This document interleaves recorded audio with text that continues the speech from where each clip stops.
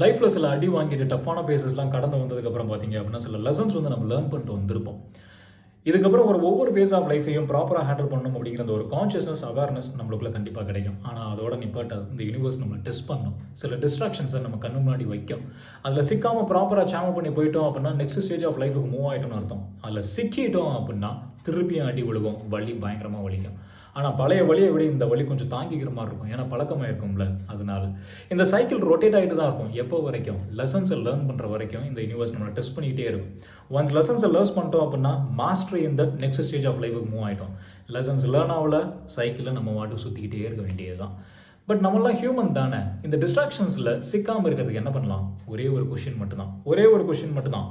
Before reacting either by vision or by hearing or by words or through your actions, you just need to question yourself. ஒரே ஒரு question, is this necessary? React பண்ணணுமா வேணாமா அப்படிங்கிற அந்த clarity நம்மளுக்குள்ளே கிடைக்கும் இந்த question கேட்டதுக்கப்புறம்.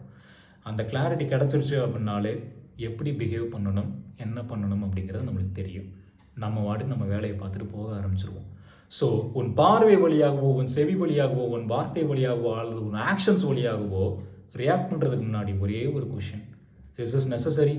No, then mind your own business.